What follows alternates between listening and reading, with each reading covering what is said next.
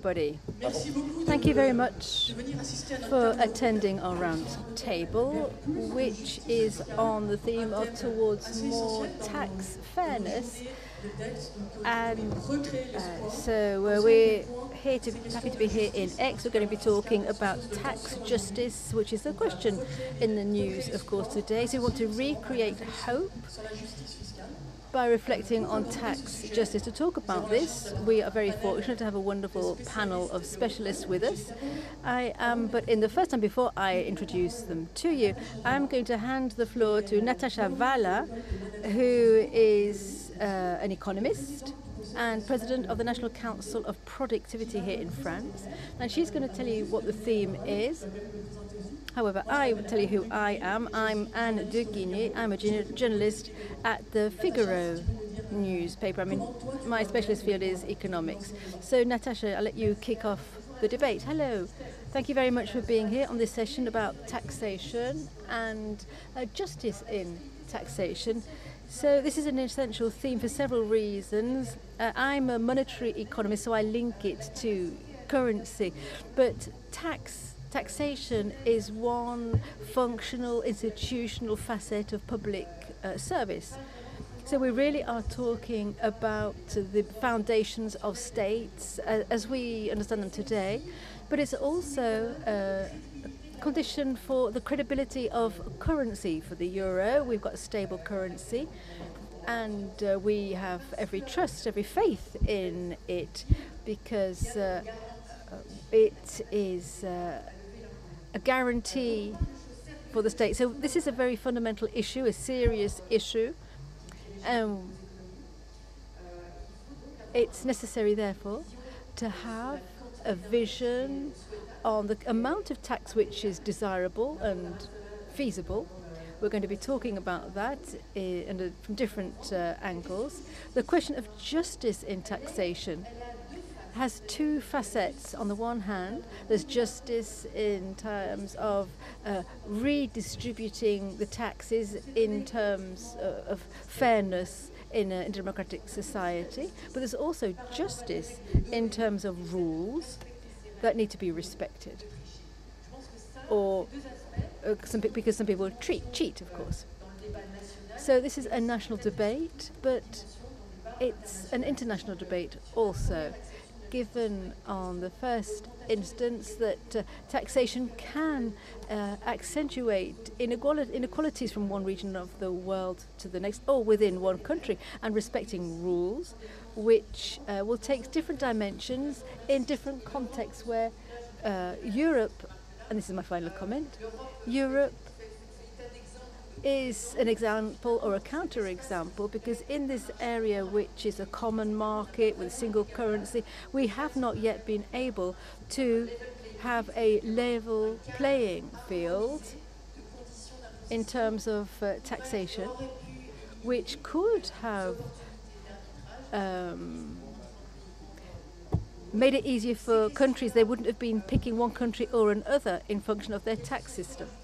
So there are many other questions linked to deterritorialization, the economy, and defining a legal entity which can levy tax. And so there are many subjects which can be thought about. The GAFA, the big GAFA companies, and the OECD is talked about international coordination. And so we are working towards major coordination about the world in order to recuperate what has been identified as lost taxation. There are huge amounts of money which are not being paid in tax. And so that's the backdrop, if you like. Well, thank you very much for that economic note. So we've got our different panelists. They're all going to react to Natasha's opening words and give their opinion. I'm going to introduce you to our panelists one by one, otherwise we'll forget who we're talking to. So I'm going to start with Gérard BEKERMAN. He's the president of AFER, the French Association of Savings and Pensions. That's a French association there. So having heard what Natasha said, so she has explained to us how complicated this theme is. So I'd like to ask you, Gérard, just quite simply, So how has, we're talking about financial taxation, how is tax a tool for justice? I'm saying it's an instrument for injustice. Who on earth has said it's an instrument for justice? And who said that it was supposed to be an instrument for justice?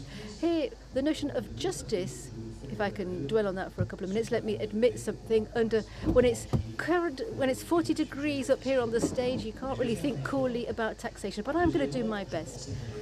I thought I was going to be talking for an hour, but in fact I've just learned I've only got 3 minutes. So I'm not going to read what I prepared, and I'm not going to tell you everything that's in my mind. Let me just tell you, because I must appear very learned here, let me just tell you what is accurate, what is fair is what complies to the law. But Plato says that the law has its moods. The judges, as Mirabeau said, the judges have to have a good night's sleep to be able to come up with fair decrees.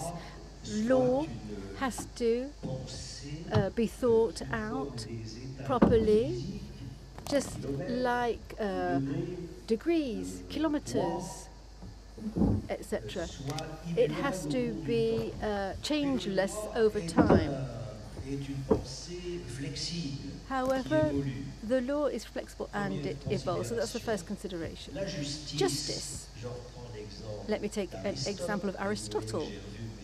And as you can see, I've been reading my major writers. He's looking at a child playing up pickup sticks, and so that the boy was cheating, and he was going to win the game. So the concept of justice is debatable. It evolves over time. An idea which comes to mind is that notion of money, revenue, estate, and we here are all economists. We think of one thing. We think that money has two exceptions. Either we are the owners of revenue, and there are considerable inequalities, enormous, particularly here in France, and there is a lot of work to be done. However, that's not all. Money, revenue, estate, we can consider that a household uses revenue. It's a consumer of revenue. And when I see that the caretaker of my building's got an iPhone, most recent edition, that I don't have, she goes on holiday just like I do, that there has been an amazing improvement in her life conditions over the last decades, and perhaps I would prefer to be poor today rather than rich under the former regime. So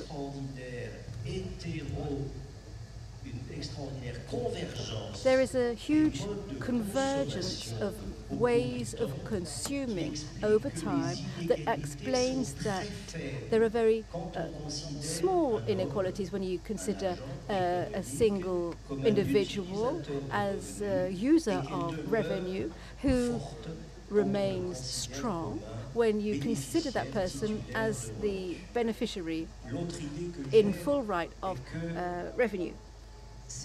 Here, it's never pleasant to wake up in the morning saying to yourself, okay, I'm going to go to work today for my neighbor.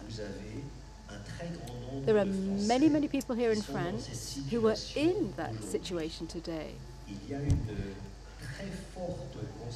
There is a very strong concentration. You can see the stock market graphs over the past decades.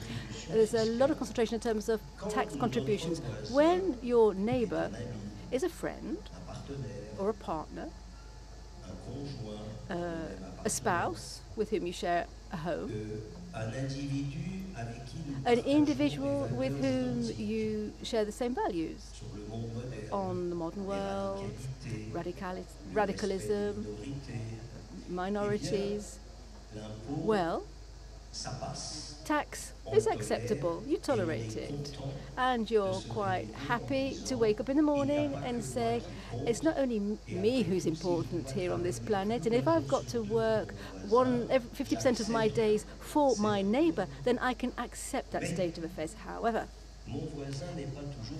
that's not always the case for your neighbour. Your neighbour can be a rival. Your neighbour could be an enemy or someone who is at the extreme opposite of your view of life.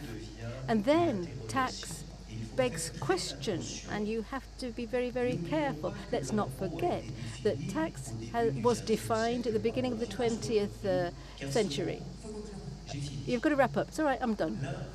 Tax was designed, or was never designed, as a tool for redistributing wealth. That's just something we've got in our mind. When tax was invented at the beginning of the 20th century, it was a question of giving the state the resources to print money and provide education, healthcare, care for families. It was not designed to be redistributed. I think that was just a whim of the modern day. Obviously a necessity when you take a look at what life is like in France today.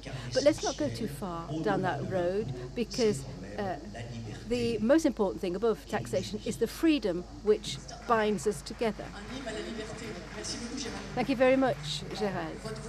Your neighbour, Denis CHEMLA, is a lawyer. Oops. And perhaps, Denis, you'd like to tell us a little bit about your experience, your concrete experience. You know what tax law is all about. So does it work here in France? Well, it all depends on what you're talking about. The verb work, does it work or not? But there is one characteristic of tax justice which I would like to stress, is that it's not a slack type of justice, as some people might imagine. It's extremely repressive. This is justice which examined several times, because it's tax and it's penal also. And there are penalties which can go up to 80%. And then added to that, you've got criminal threats, very, very serious, because more and more cases are being opened by the courts. We know that we no longer have that condition which consisted in subordinating any accusation by the authorities. The authorities wanted to be in control of this thing, but that's no longer the case. And fiscal charges or fiscals give rise to 7 years in jail, for example. Quite recently, it was higher than that. It could be twice the amount of tax that has not been paid. So the weapons are now quite powerful. Last year, the amount for tax fines was 14 billion euros. 14 billion euros, that's 5 billion more than the justice budget. So we're talking about macroeconomics here when you're talking about 14 billion in fines and tax fines. So that has an impact on the economy. And this will continue like that. And the situation will increase. So justice skims over twice, but it can act in a rather unexpected way. And here we could talk about criminal chapters here. But if there's no tax sentencing, there can be something else which is to do with laundering. There's the problem of laundering and self-laundering. As a tax evader, you may not be taken to court for your tax evasion, but you can be taken to court for having laundered those ill-gotten gains. So it's kind of a hazy kind of concept, but the sentence can be more than 2.5 times the amount of tax which was not paid. So the justice is striking hard. And a final point, just to respect my 4-minute window, it's justice which can be retroactive. And that is quite an amazing thing. 10 years after the act, because 10 years after, the laws courts can deem something illegal when 10 years previously it was not. Let me talk about tax optimization, which hasn't got a rosy future ahead of it because it's a question of the responsibility of the professionals, etc., and many other problems. But more and more mechanisms which were legal, which were for tax optimization, are now being seen by the tax and criminal authorities as illegal, and that means that actions taken 10 years ago can be punished. They were adopted under a law which was different. So I think that justice here works well, and from day to day, this is my every job, and it's justice which has certainly needs to improve. We're going to be talking about those issues of the international stage.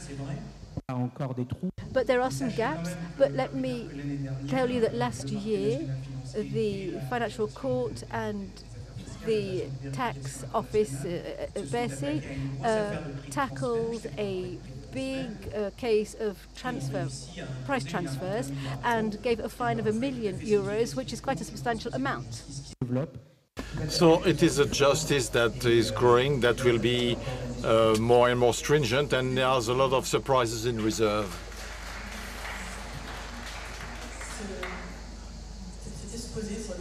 This presentation of recent evolution of, thank you for this evolution of fiscal policy. Now, the politician, Evelyne TERNANT, you're member of the National Executive Committee of the French Communist Party. We'll have a discussion afterwards. I will not ask you what you thought of the first two presentations, but possibly, maybe have you, in all the articles of the Figaro, I say France, country with the highest tax rate, very redistributive system. And when we talked to Italians, they said, no, there is a major problem of redistribution. So maybe I'd like to ask you, so why? Do you think the system should be even more redistributive? There could be a system of taxation and injustice in the distribution, in redistribution. It's the case of the French system. It redistributes in the wrong way. And the redistributive tax is a tax which will ensure equality, but possibly will correct inequalities of revenues, primary inequalities of revenue distribution. But the French system, be it for businesses or for household, redistribute the wrong way around. We can say that the larger you are, the less you are hit. For businesses, the business tax is about 25% for SMEs and is less than 10% for international groups. So can hear that there could be some progress on multinationals, but we fall, even with 14 billion, we away from the 80 billion of tax evasion. Now for household, I refer you to the studies from Gabriel Zuckman, who told us that the 370 richest household has a tax, income tax 2%, and the 30%, and the most fortunate has 0.02% income tax. So we don't redistribute in our country. So therefore, how can we change that? We have to restore the progressivity of tax. The income tax, which is the only progressive tax, which has been destroyed in time by the increase of indirect taxes, which are unfair because they hit precarious household. Well, we have to restore progressivity. This is the key word. And then, of course, we need to remove the flat tax, which is by minimizing financial revenues at 30%, spares the mega fortunes which have less tax than the employees who have higher taxes. But let me conclude by it's not just the redistributive function which is important for the tax. It is also the incentives to proper behavior. And the way tax money is used. So fiscal tax justice is redistribution, incentives to good decisions, and how the taxes are used. Well, in terms of incentives, well, for companies, they have to change their strategic decisions. For example, we have to find forms of modulation of business tax with incentives for employment, training, which will make sure that people will not be tempted to do delocalization, and which foster ecological transition. For the utilization of tax, what's important, because it is the basis of the acceptation of tax, having the feeling that my money, what do you do with my money? Well, we can see at the same time a degradation of public services, health, school, and on the other side, expenditures which are totally inefficient. And I want to mention the 160 billion of public support to businesses which have to develop employment, and which in fact offer no counterpart for employment, salaries, or ecological transition, and which is totally inefficient. It has been mentioned not only by the unionists, but by unofficial reports, such as the report of the National Assembly, or even the Court of Auditors.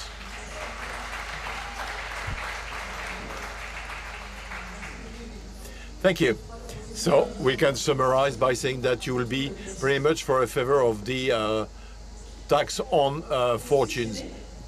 Now, Xavier Doumen, you're a lawyer in merging and acquisition, and you are less enthusiastic about the works of Zikman and others. So when we talked, we said that for you inequalities, is not where we say. So could you develop on this? Where are inequalities in the tax system today? Injustice is a feeling. We depend on the situation of the speakers. On les entend pas. It's been measured by several studies that 75% of the French said that tax system is unfair in France. It's a disaster because tax is it's the problem of being together. We create citizens. We want to participants to social good and social.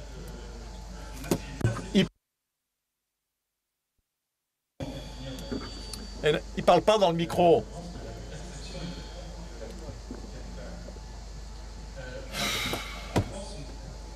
Well, in France, instinctively, you could say, okay, it's a country which is redistributive. 3/4 of taxes on revenue are paid by 10% of the richest people. We take the rich to take to the poor. So, and then we classed in France as indicators that the inequalities are higher than other countries. So one could say that it's the rich who think that tax is unfair in France because they contribute more than other people.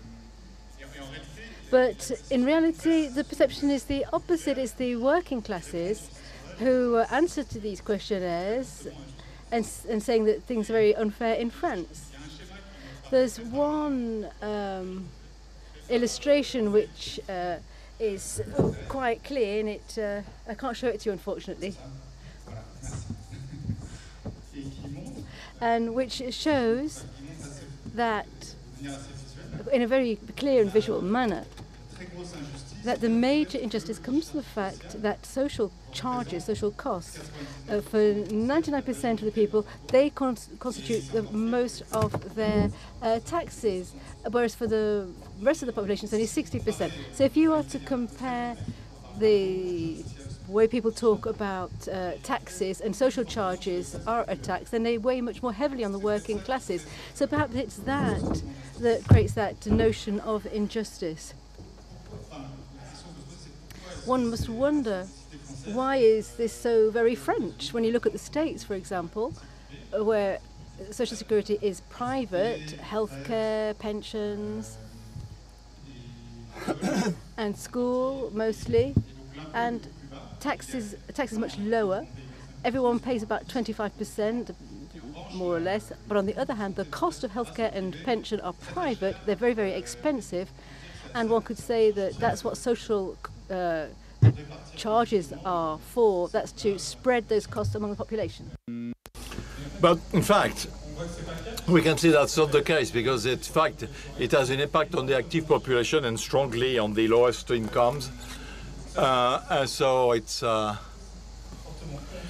is counter-redistributive, because those are, in fact, those people that could benefit from this. In fact, they have less benefit. You know, there was a Multi-Institute study that took the Seine-Saint-Denis, which is the poorest department in France, and in Seine-Saint-Denis, it is one of the 10 first 10 contributors in France.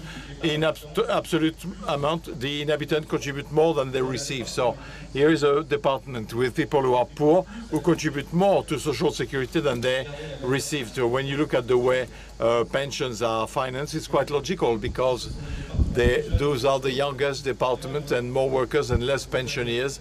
And then you end up having people who earn less than the average, who financed pensions. And the pension, when you look in France, which is 103% of minimum between 65 and it's 70%.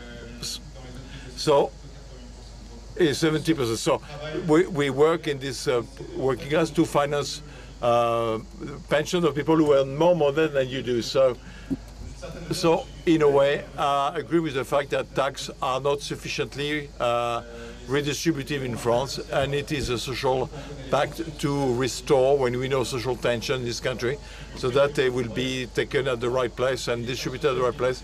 And social charges without French specificity, well, you know, do not help to increase the tax amount, because it reduces the credibility of French companies. With less competitiveness, we have less tax, and less tax, we cannot redistribute as much. It is true that it is important to talk about social contribution. We talk about taxes in France. It is one of a major aspects. Thank you for mentioning this aspect. So, Sébastien, now, Sébastien Pabier, your partner in a financial and economic practice in Cursis. Sébastien, I mean, we've mentioned, you know, we've talked about the international tax system. We'll talk about the GAFAM fiscal policy. Well, you know, for the last 3-4 years now, we've been talking a lot about, it's one of the French fight to create a nominal tax for GAFAM. There are a lot of discussion. Okay, where are we? Where do we stand? What's the situation of this GAFAM tax and your views? What should be done? Thank you. The GAFAM tax, the subject of the GAFAM, the tax, and then major international corporation is at the heart of the tax justice. So I'd like to start by discussion of perception, you know, feeling. You talked about the perception of tax. If we were to do a survey today in the room on that very topic, if you were asked, do you think that the GAFAM or major French corporations pay their share, their fair share of tax? Well, the most of the answers would be no. Then, if you were asked, do you think that those large multi-corporations should be aggressed more fiscally? Well, you should say yes. This is anchored. It is results from a lot of things, due to the fact that those companies have social head office in Ireland with lower taxes and in Luxembourg. But yet, or in the Netherlands or in Luxembourg. But when we look at the nature of our exchanges today, to see aspects which are less known on what states do on this topic. States have moved a lot, especially because of the EOCD, which was was a major actor in multilateralism. So what did we do since the financial crisis? They worked on the tax transparency, on reporting, on the regulation framework to prevent aggressive fiscality. And as Anne said, major projects in terms of fiscal multilateralism are being discussed. You probably discussed it. Minimum tax at 15%, which would contain all the tax in terms of attractiveness, because there would be no interest for the enterprise to position the holding in these countries, because the differential between 5% and 15% would be found somewhere. Donc, the companies work in this framework. So, questions are, do companies enjoy themselves? Did they basically adapt themselves to the environment? Denis mentioned talking about France and the high pressure that some companies may have. My feeling, my intuition is that, yes, companies have moved, but evolved because of the new regulation. And in that respect, I will take a metaphor as associated with my personal experience in Aix last year. I attended an amazing panel on this topic, politics and economics. Antoine Frérot saying on this topic of a polluter payer, when it will become more costly for a company to pollute than not to pollute, then companies will stop polluting. Well, I want to establish parallel with taxes. If it becomes more costly to do what Denis reminded us, to a company to be fiscally aggressive versus, not being aggressive, they will adapt themselves. Today, it is very costly to be aggressive fiscally, especially with the retroactivity, due to the penalties and the penal risk which exist in some countries, but also on the reputation. They often work on building their brand, and there could be a name and shame fiscal scandal. And companies have adapted themselves. But do we solve all the problems? Well, of course not. You mentioned figures of tax evasion, optimization, fiscal optimization. Well, there are major pockets. We talk in Africa about the tax evasion, which would be about the total support, development support aid, and it should be treated. So the last reforms in progress. Tu peux lui dire que so it will be better than fair and the balance for to development solution, and we need resources to finance their funding.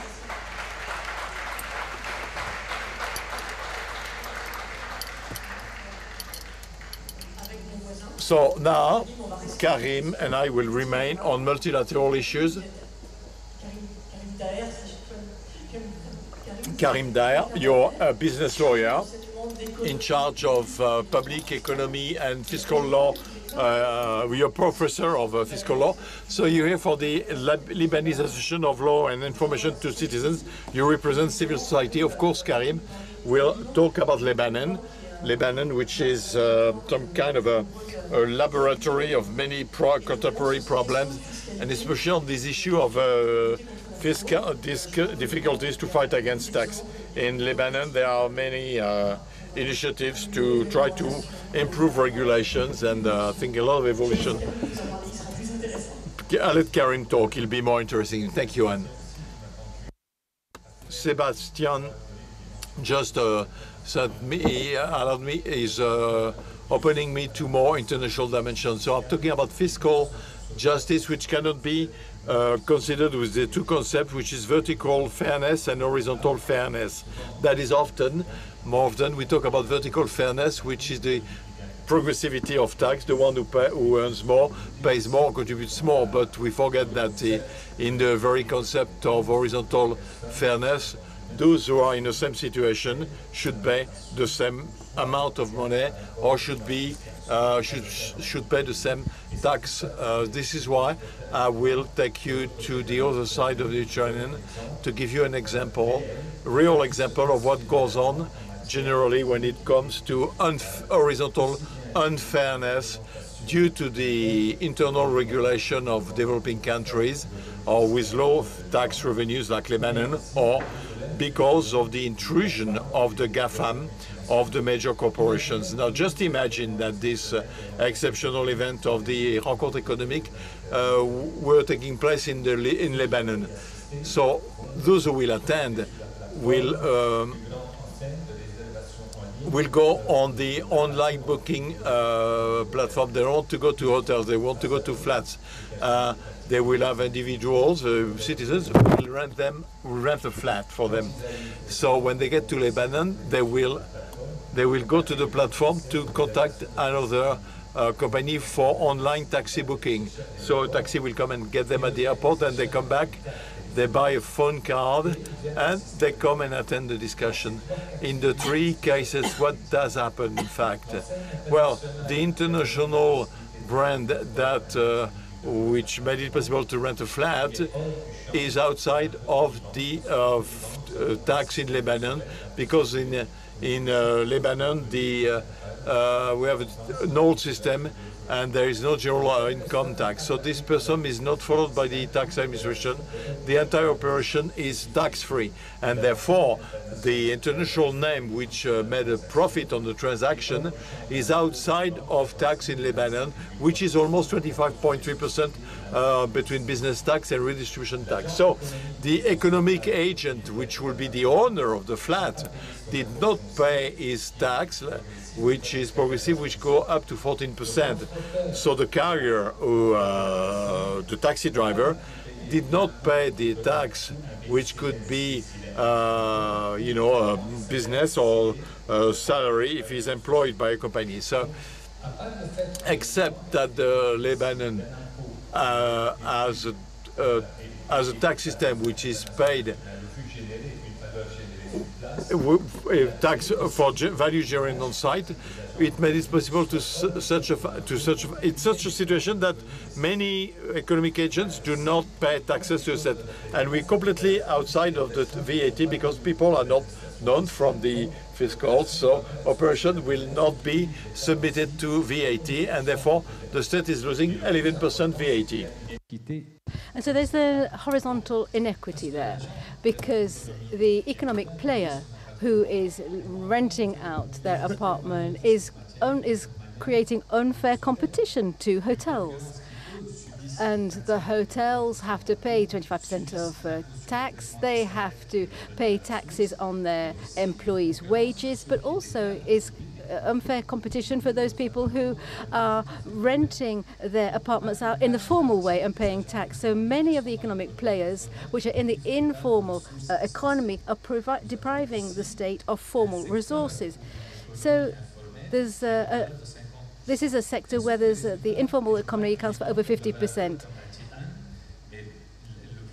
The most dangerous thing is this example of the Lebanon is also to be found in other countries. The problem is that it deprives the state of necessary resources to be able to fund public services that enable these countries to give their populations a better life situation, to give them services and quality of life. So all of these people who are in the southern countries head towards the northern countries, and that explains the immigration we see today.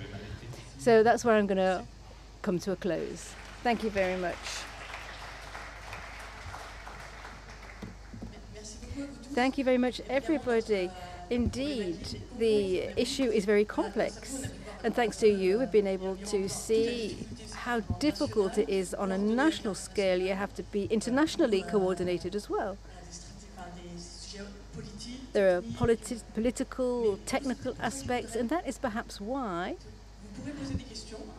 Well, yes, in the room you'll be able to ask questions soon, but I've got one before. Because these are very political issues, I would like to address you first of all, Evelyne, TERNANT, of the Communist Party. We've just heard Karim talk about the Lebanon.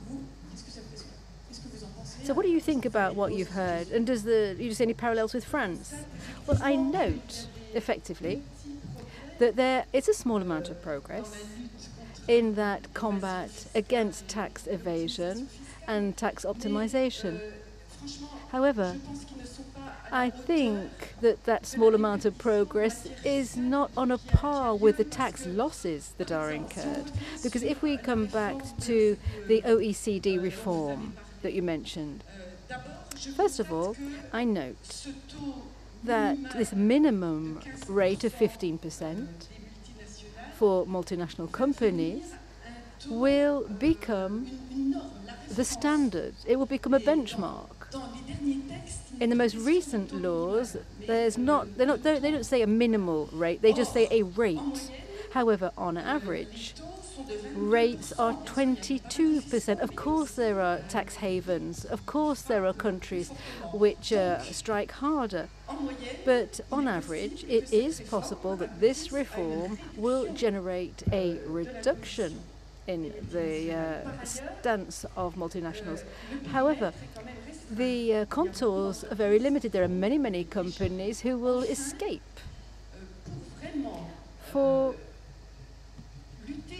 In order to combat efficiently this tax evasion and tax fraud, there are two requirements. The first is recruiting civil servants for customs and for the financial services.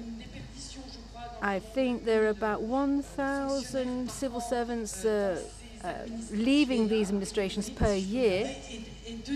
And second point, we also have to involve the employees, the salaried employees. The salaried employee has the right, must have the right to call the legal authorities, because they can see where there are artificial flows of money, where there are patents all of a sudden, as was the case in my region, with going from the company to the Swiss subsidiary because the company's been restructured. So they should have the right to call the legal services. Yep, so we're talking about civil servants. There has been a lot of improvement in digitization. Yeah, but a tax inspection is not digital. You have to go physically into the building. You have to fumble around. You have to do your research.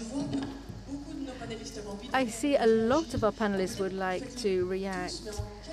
In a couple of words, perhaps, Gérard, you were first to raise your hand. Just take a minute. We've all got a minute, and then we'll open up to questions. So there are a few thousand articles in the General Tax Code here in France. We are missing one article. Article 1. Strangely enough, the code starts with Article 2. And because our Prime Minister is due to turn up here very, very soon, I think I would like to suggest Article 1 for the tax code. For the time being, there is no Article 1. In case of doubt on the interpretation of any tax clause, what must reign is legitimate confidence and trust of the citizens. That would be the one-line article. If there's any doubt on interpretation of tax law, what counts is the trust and confidence of the population. I am stupefied by the increasing gap between tax administrations and our citizens.